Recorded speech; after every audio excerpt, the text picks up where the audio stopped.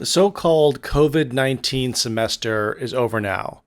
This will probably be remembered as the first online-only semester where there was no in-classroom lecture.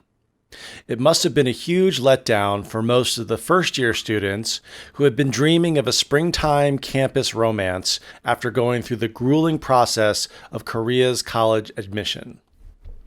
Many students complain that the video lectures fell short of their expectations and rightfully request part of their tuition to be returned. Despite the news reports that some universities will comply with these requests, it's going to be a long and arduous battle for the return to be completed to many students' satisfaction. Meanwhile, there is an emerging skepticism about the traditional form of college education itself. If the purpose of the courses is to simply provide knowledge, offline campuses and classrooms are not necessary. The size of the faculty can be reduced too. Students believe that the content of a certain subject can be conveyed online by a small number of well-qualified and popular professors. Students in Korea are already familiar with this type of education. In high school, they take cram courses of the most popular teachers from online private institutes for the Korean SAT.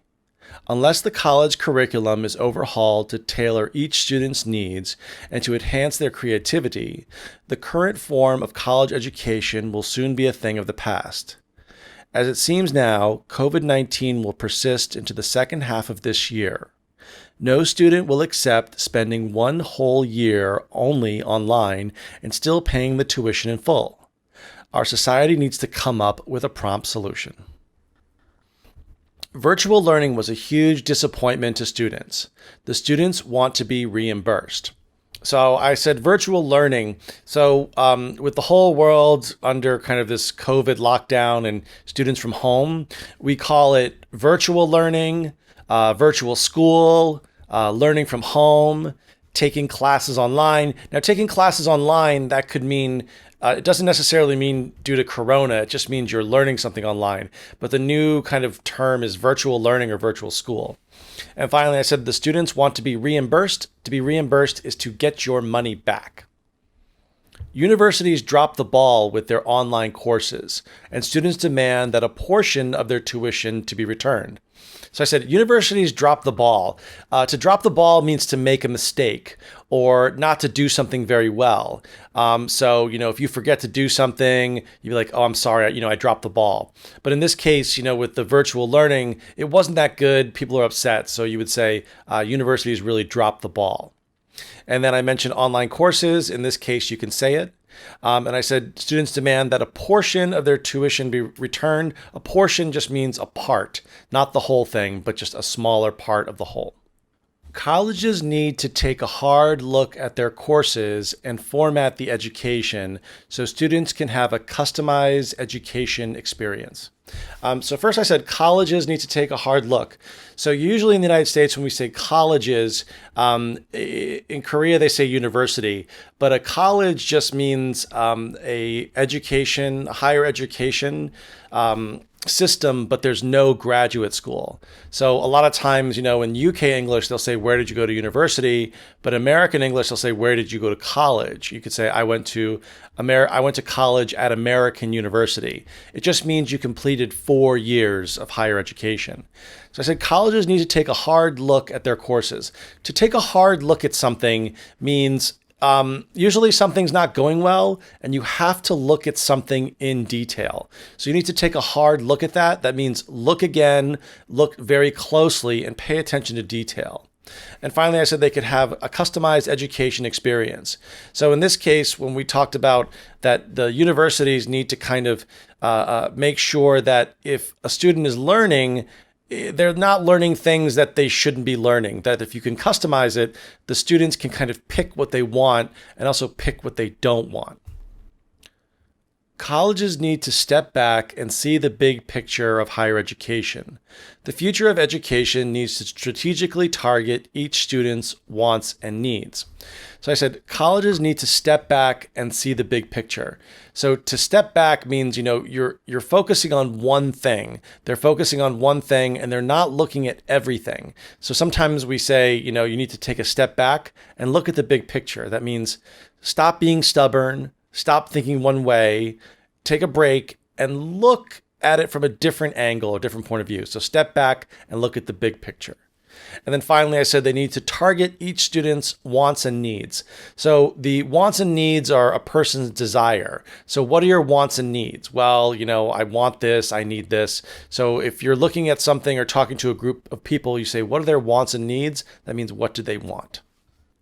The fundamentals of each course can be done virtually. Physically being in the classroom is unnecessary. So we talked the fundamentals of each course. That's just the basics.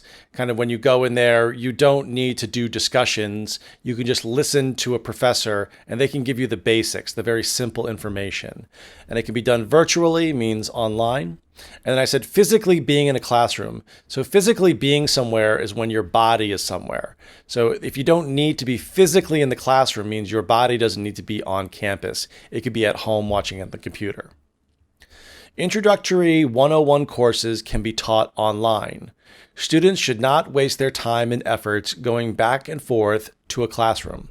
So we call them introductory 101 courses or just 101 courses.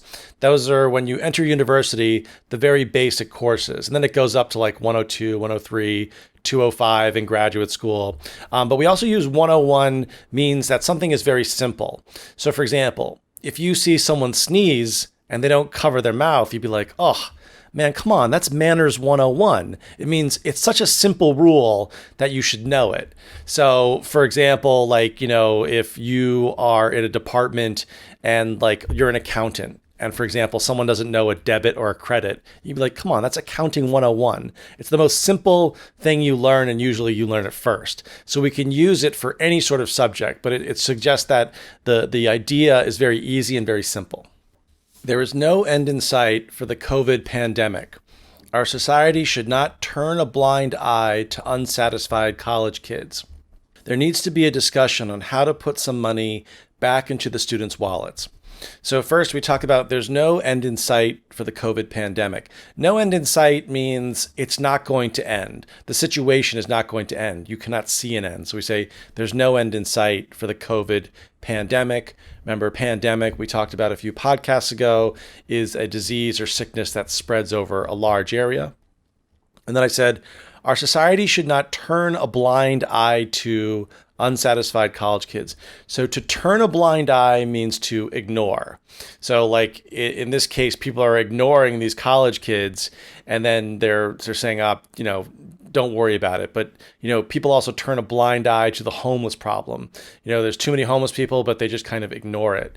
And I said college kids. So sometimes we say college students, but we also use college kids because they're younger and people will say that area is filled with college kids, or there are a lot of college kids out tonight. It doesn't necessarily demean them. It just kind of identifies them as a group. And then finally, I said they need to put some money back into the students' wallets. So last week, we talked about opening your wallets, but putting money back into your wallets means that they will get their money back and they'll be able to spend it again. Partial reimbursement needs to be considered since there's a growing number of concerned students who are unhappy with the recent subpar online classes. The coronavirus is changing the education landscape for the time being. So I said partial reimbursement needs to be considered. Partial means part, and reimbursement means getting your money back. So getting some of the money back. And then I said that the online classes were subpar. So it's kind of like in golf, you have a par 4, but if something is subpar, that means it's below an expectation.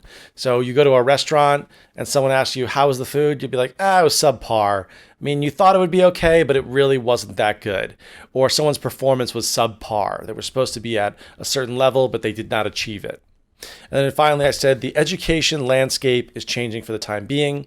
So a landscape or landscape painting is a picture of an area of land, like a field, a forest, or you could say the landscape is very rocky, but we also use it for industries. So you could say the education landscape, the financial landscape. You can use it for anything. It means the entire area or the industry. Or currently, the landscape of the medical market is booming. It means the whole industry.